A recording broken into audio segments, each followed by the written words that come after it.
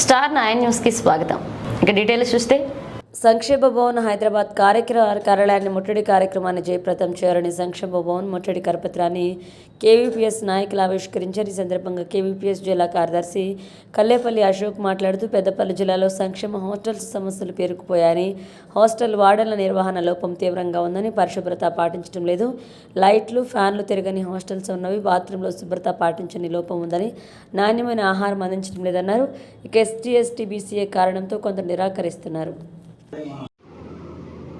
సంక్షేమ హాస్టళ్ల సమస్యలు పరిష్కరించాలని ఈ నెల 23వ తేదీన సంక్షేమ భవన్ ముట్టడి కార్యక్రమాన్ని కేవీపీఎస్గా నిర్వహించడం జరుగుతుంది. ఏదైతే తెలంగాణ రాష్ట్ర వ్యాప్తంగా ఉన్నటువంటి సంక్షేమ హాస్టల్లో కనీస వసతులు కల్పించాలని, అట్లాగే మెస్సు కాస్మెటిక్ ఛార్జీలు పెంచాలని చెప్పేసి ఈ కార్యక్రమాన్ని నిర్వహించడం జరుగుతుంది. ఈరోజు ఎక్కడ ఏ హాస్టల్ చూసుకున్న సంక్షేమ హాస్టల్ అంటేనే ప్రభుత్వం చిన్న చూపు చూస్తుంది.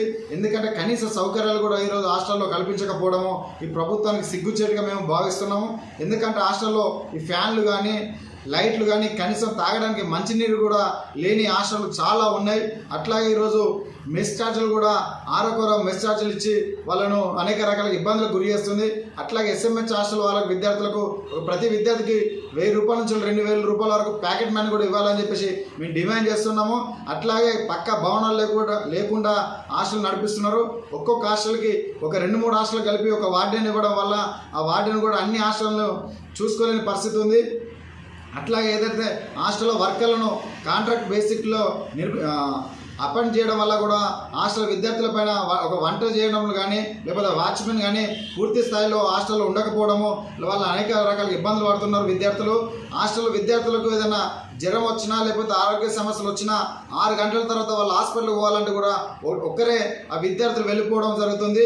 వాళ్ళ కోసము అక్కడ ఏదైతే హాస్పిటల్లో ఉన్న డాక్టర్లు మీ హాస్టల్ నుంచి ఒక గార్డెన్ కానీ లేకపోతే హాస్టల్ వార్డెన్ కానీ లేకపోతే వాచ్మెన్ కానీ రావాలంటే అసలు అక్కడ హాస్టల్లో వాచ్మెన్ ఉండడు, వార్డెన్ కూడా ఉండే పరిస్థితి లేదు.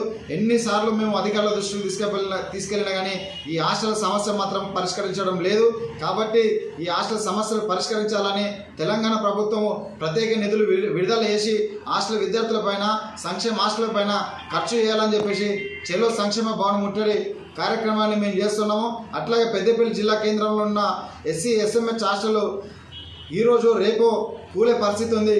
అసలు మొన్న వర్షానికి పెచ్చులు కింద పడిపోయి అక్కడ విద్యార్థులకు కూడా దెబ్బలు తగిలితే కూడా అధికారులు ఎక్కడ కూడా పట్టించుకునే పరిస్థితి లేదు. కనీసం ఏదైతే అద్దె భవనాలు తీసుకొని ఇల్లున్న హాస్టల్ విద్యార్థులను దాంట్లో మార్చన్నట్టు కూడా అసలు మార్చే పరిస్థితి కనబడతలేదు. ఎందుకంటే ఈరోజు సంక్షేమ హాస్టల్ అంటేనే పేద విద్యార్థులు చదువుకునే హాస్టల్ కాబట్టి వీళ్ళకు సౌకర్యాలు కల్పించకపోయినా వీళ్ళు ఇక్కడే పడి ఏడవాలి, చదువుకొని లేకపోతే లేదని ఒక చిన్న చూపుతోని అధికారులు కానీ ప్రజాప్రతినిధులు కానీ ప్రభుత్వం కానీ చూస్తున్నట్టు కనబడుతుంది.